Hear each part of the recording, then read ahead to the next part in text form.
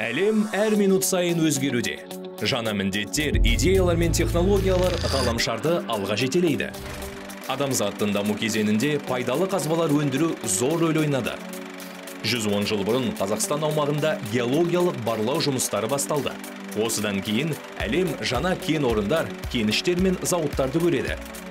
Ал 1967 жылы қазақтың мысын Лондон металдар биржасында сапа эталоны деп мойындайды.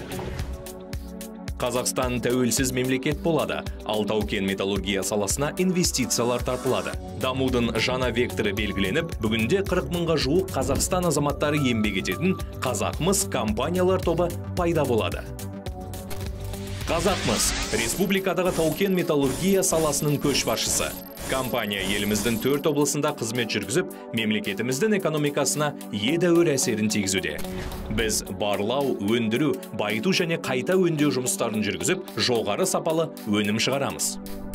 Қазақмыс бұл шахталар, кеніштер, байыту фабрикалар, мыс балқыту зауыттар, отын энергетикалық кәсіпорындар, геологиялық барлау мен машина жасау комплекстері және тау-кен шахта жабдықтарын жөндеу мен жасыл энергетика саласындағы компаниялар.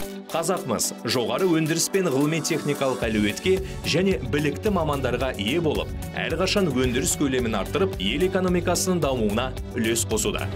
ESG мен бизнестің корпоративті әлеуметтік қағидаларынан таймай, компаниялар тобы өңірлердегі тұрмыс деңгейін көтеруге күш салуда. Сонымен қатар, Қазақмыс өндірістің қоршаған ортаға әсерін азайту және жұмысшылардың денсаулығы мен қауіпсіздігін қамтамасыз ету шараларына аса көңіл бөледі.